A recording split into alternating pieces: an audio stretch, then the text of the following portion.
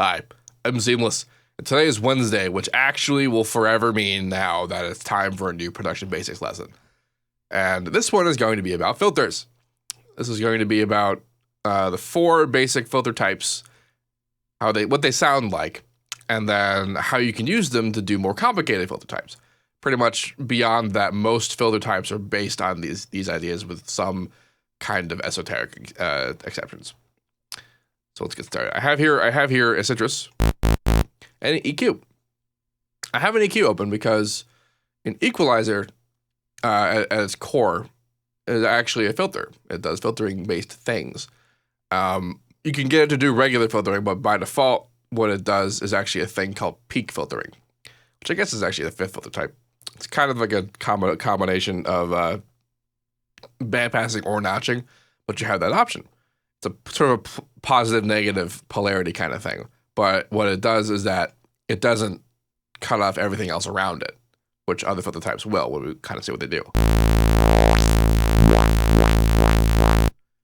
If you ever see in a list of filters one that says peak filter, this is what it does. It probably has a cutoff control and a Q value, and then a gain plus or minus. This is what that means. Now let's talk about those first two terms that I mentioned, cutoff and Q. Q is also known as resonance.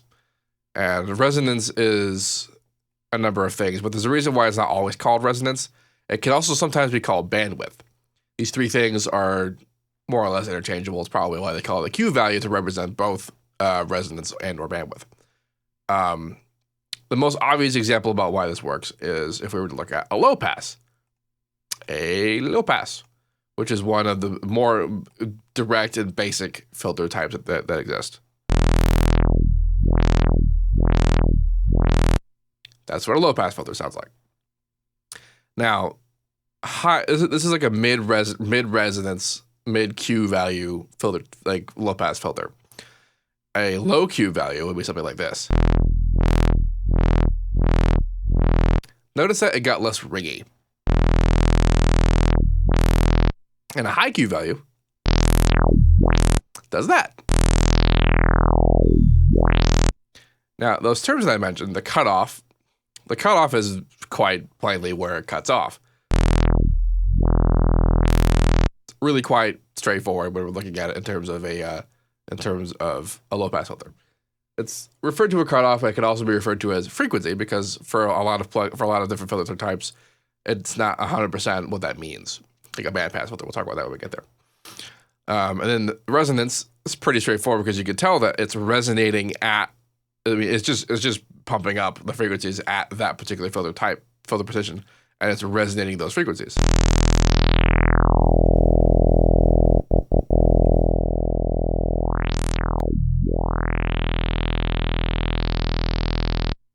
And that kind of good stuff like that.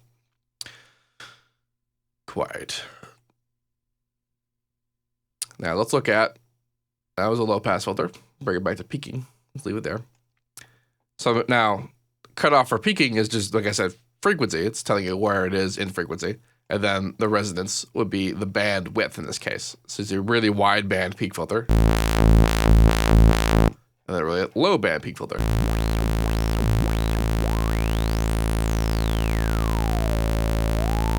You can kind of hear how that gets very kind of resonate-y. It sounds resonant-like. It's kind of easy to pair that value with what it does. Next type of filter is called a high-pass filter.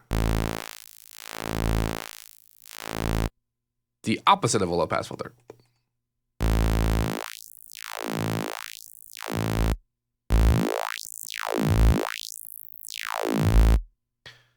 A low-pass filter passes downward, and a high-pass filter passes upward.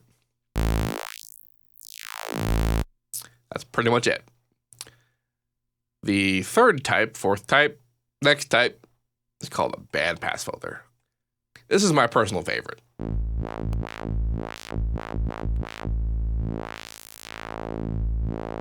And what this does is it basically only is playing a band that you define, and then moves around. And The bandwidth in this case is pretty direct. You can have a short band and a wide band, you know?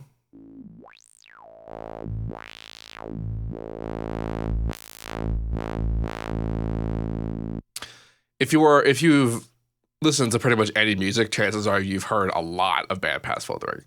And this is a very common rhythmic, automating this filter to make nice filter modulation on basses and leads and stuff is extremely common and extremely effective. It's a lot of fun. It's very easy and it's very ubiquitous. Lots of good times. The opposite of a bandpass filter is what the EQ here calls a band stop. What's also referred to as a notch filter. Instead of only letting through a certain band, it now only cuts off a certain band.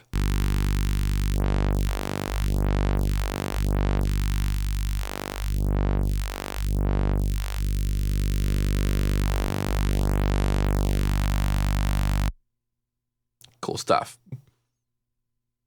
So to review, we have a peaking filter, which is sort of like a bandpass and or a low pass or a notch, but also everything else around it is still active. Have a low pass filter, high pass filter, bandpass filter, and a notch. Now, you might be thinking to yourself, there's no way that this is all that there is in terms of filters. I've seen more filter names. I've seen more the results of filters that are not just this. And also, what about formants? What about formant filtering? What is that? Well, pretty much every kind of filtering beyond this is a result of combining these in a certain way or doing multiples of them to achieve a certain goal. Except for one. There's this concept of a comb filter. And apparently, this is actually something I learned today. A comb filter, because I was like, that actually kind of sounds like what a phaser does. Turns out, so does a comb filter. Comb filters sound a little bit like this.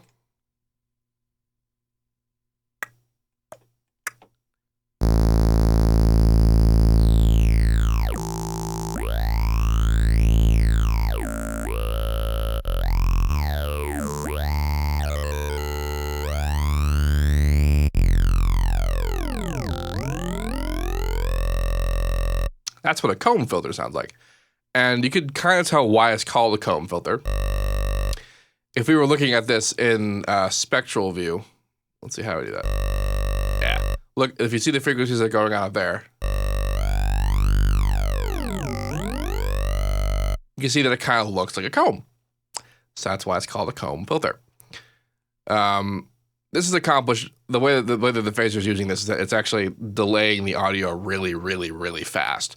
And this is causing phase cancellation, hence phaser, and it sounds like that. You can control the filtering of it and the delay amount and the delay time and the delay stack, how many times it echoes, and you can control the position and how many and that kind of thing, whatever. But also, if you look at the result of it, you might say to yourself, that looks like if I really wanted to, I could do that manually by having just a lot of peak filters.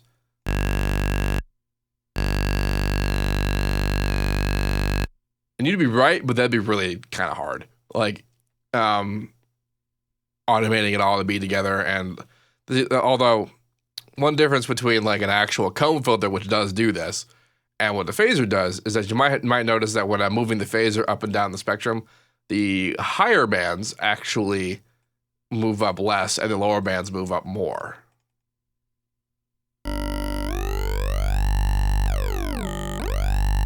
They get all scrunched up at the top and they expand and they go down.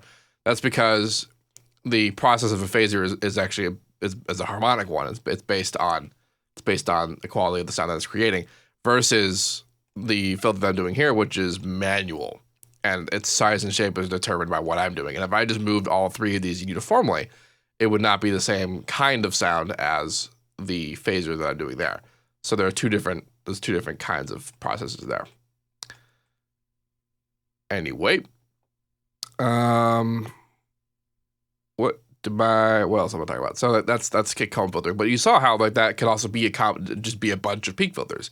So despite being a more complicated filter type, it's still a process born of the 5 basic filters. This is also true for the content of formant filtering. For this, I actually have to make notes. I still have the phaser on. Goodbye, phaser. So for this, I'm gonna make a peak filter. I'm gonna automate it, and I'm gonna make another peak filter. And I'm gonna automate it. I think I'm doing this right. I think I went the wrong way. Too far. Actually, this is what I'm gonna do. I'm gonna make the max, but then I'm gonna come in here into my min-max settings. This one's gonna be top one. This one's gonna be the bottom one.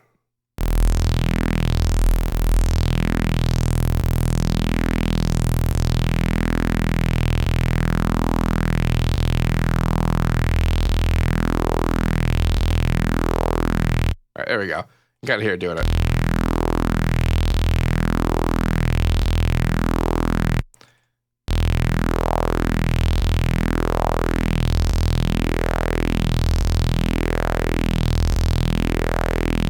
Congratulations, formant filtering. And this is just 2 peak filters. This could also be 2 bandpass filters, 2 parallel bandpass filters, because you might notice that if I made a bandpass filter, it kind of gets rid of everything else that's happening around it. It does, and this is purely the result of how this particular plugin handles that kind of filtering. Actual filter plugins have many more, tools and setups and workflow concepts that allow you to do filtering in ways that you actually want to, as opposed to manually doing everything. EQing, using an equalizer to do this kind of filtering is a resort for when you do want to do everything manually. When you're just kind of like, I want to have direct control over everything that I'm doing. That's what EQ modulation is for, which is another kind of filtering you might have heard about. EQ modulation is essentially where we're doing literally what we're doing right now, and we have direct control over like a very special, like a very specific like filter profile that's customized and built out of what we're doing here. What other kind of filters are crazy? Actually, I was going to look at the massive filter types because there's a bunch. Let's not have what's going on here.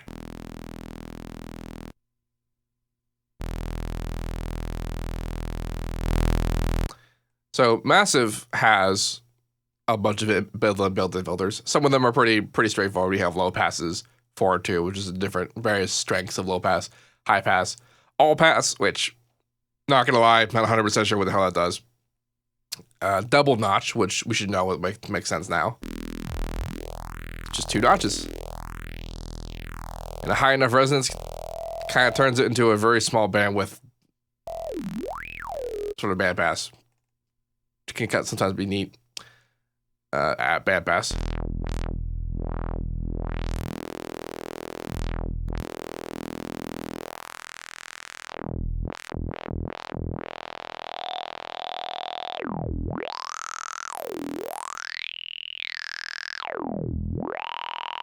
Now, this is a kind of interesting bandpass. If we look at what's happening, what I'm seeing there is not necessarily actually a bandpass. What I see is a high pass and a low pass together.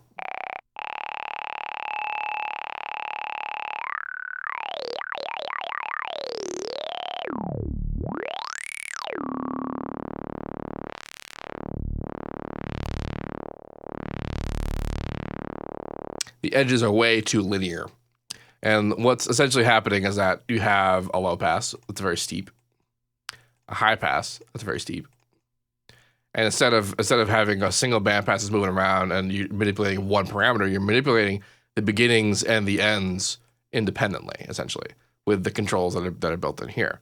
So this, like, you can kind of approximate a bandpass filter by using a low pass and a high pass. You have more control over it. And based on what I'm looking at, that looks like what Massive's bandpass filter is doing, especially when I have the resonance,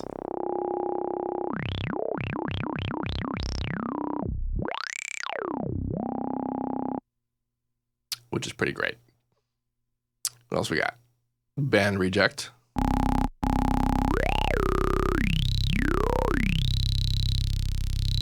See, that's cool. It's the opposite of sort of a low pass, high pass combo.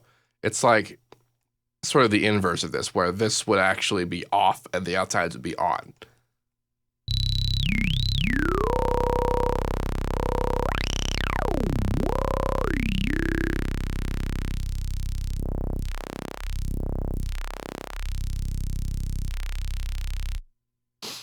I'm actually learning some things about Massive today because I haven't really inspected what the filters do. But now that I've noticed that about the band pass and the band reject, this actually makes an incredible amount of sense with the kind of sound design that I see come out of this. Scream filter, very common, very, very fun. And its heart is basically just a low pass filter. But it's got this secondary thing going on.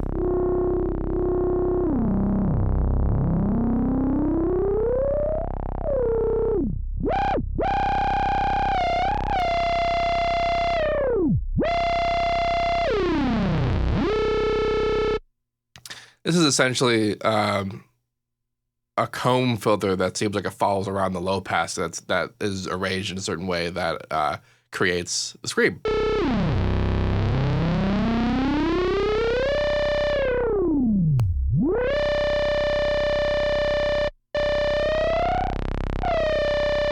See, it looks like and it sounds like it's creating its own oscillation or self-oscillation where it's actually making a new tone, but really what it's doing is that it's resonating so hard on particular harmonics that they kind of stick for a little bit longer than they should.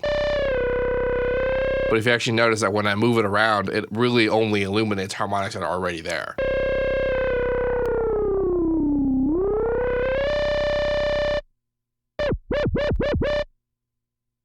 So if you wanted for some reason to make this yourself without using Massive, like in some other plugin or in a environment, like in an effects chain, you could think to yourself, okay, if I pair a comb filter with a low pass filter, I could probably build that, yourself. Daft.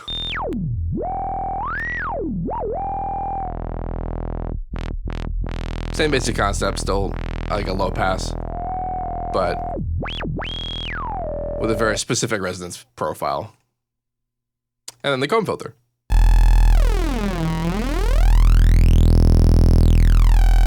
Now this is a comb filter that doesn't look like it does it by phasing. It looks like it does it manually. You can tell because as it goes higher, the actual profile and the width of the comb needles do not change.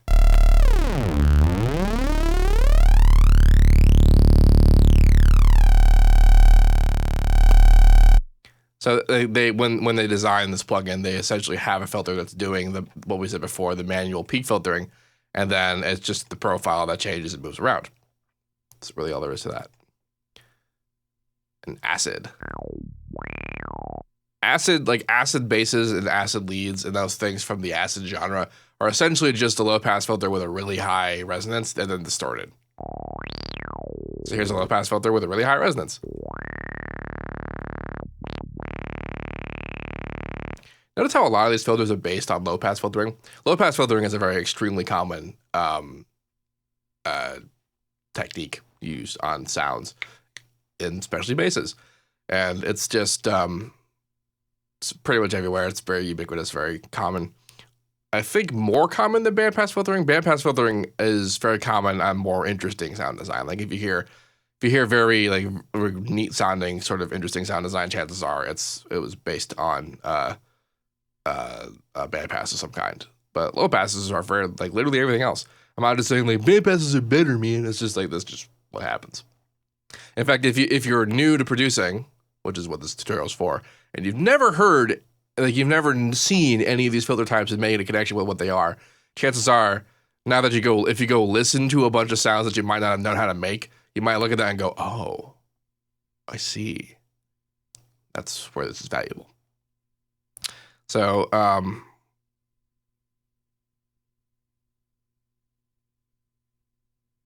okay, so someone in the chat, I was about to actually take questions in the chat, but someone just said that they beg to differ about the comb filter, saying it's a fine-tuned delay to get a controlled pitch. And he's like we said earlier, he's describing what a phaser does. And like we demonstrated with the phaser, I guess I'm addressing you now, Nesvers.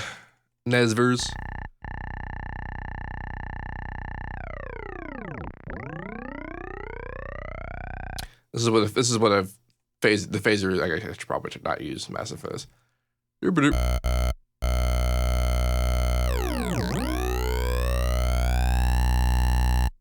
Now, look at the difference between what a phaser is doing.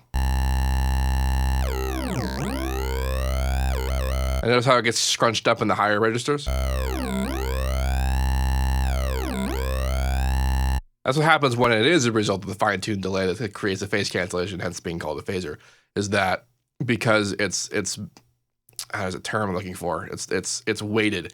It's correct weighting of frequencies. Because look at the frequencies. Like you see how low end this area here, 50 to 100, is the same amount of space that in the higher frequencies is 5 to 10,000 is the same distance, right? So there's a different weighting for different high frequencies. But if you were to do things manually, completely linearly with what you're looking at here, then it wouldn't change width. It wouldn't get scratched up, and that's what happens when we use a comb filter in massive. And I still have the phaser on.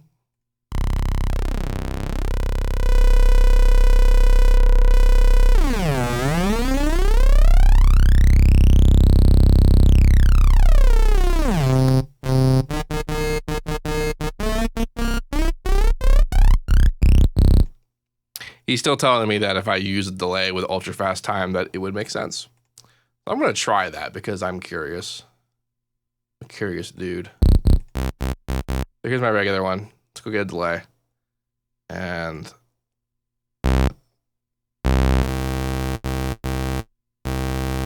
there's a way I can control.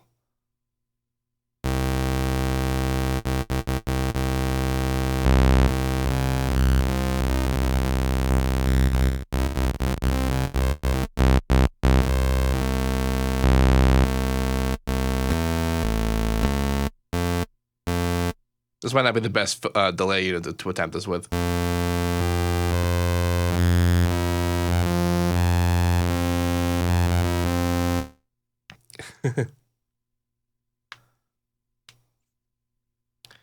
Phaser works a bit different. Comb works as fast delay. A phaser is a fast delay. So is a chorus. So is a flanger. By the way, it's kind of different tangent there. These plugins that do things that dick around with pitch properties.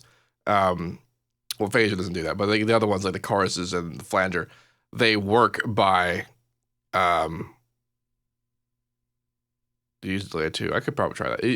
They work by delaying the audio really fast as they come in. That's what they do. That's how they work. They're basically all delays. And like I'm not 100% sure, but it's also possible that FM8 works by using delay and not by using like straight phase, because phase is people in chat are saying a lot of weird stuff right now. Actually, the stereo enhancer might work better because it does it has a delay concept.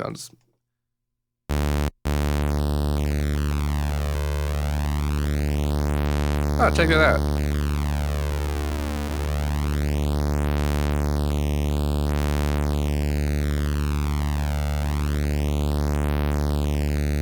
So I guess they're right.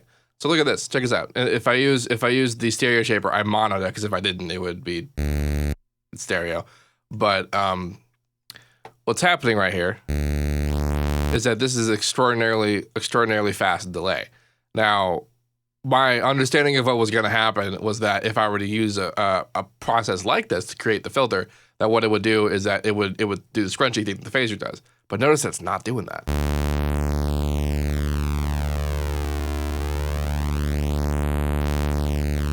It's actually the same size the entire time. So congratulations, people in the chat. You were right.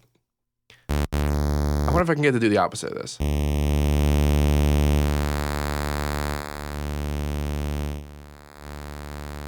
That didn't work.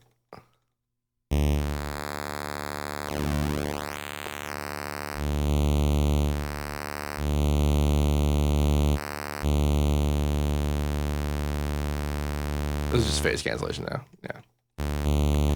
Actually, I guess I could do in-out difference. I'm on the master, so it's not gonna let me do that. But yeah, cool. Good job. So if you used a different kind of delay. See, right now it's like a weird like notch comb. It's like the opposite. It's like a negative comb. And that's you can kind of see it doing it in the spectrum up there. So that's kind of neat. We've learned some things. We've all learned some things. So now, you know, if you wanted to do this filter manually, you would do the opposite of having a peak filter up. You'd have a peak filter down. And you just move that, create a profile, and then move that manually. And then that would be how that worked out. So yes, we covered some basic filters. We covered some advanced filters. We also covered some advanced filter usage. This is the building blocks for almost all sound design. The rest of it is weird synthesis-based stuff like FM synthesis and additive synthesis. But a huge portion of what we just discussed, the idea of filtering, is actually the concept behind subtractive synthesis. And that should be pretty clear, is that we're subtracting things from the original signal. And that's creating a new sound. That's subtractive synthesis. So yeah, if anyone has any questions about any of this, let me know. And as usual, have a nice day.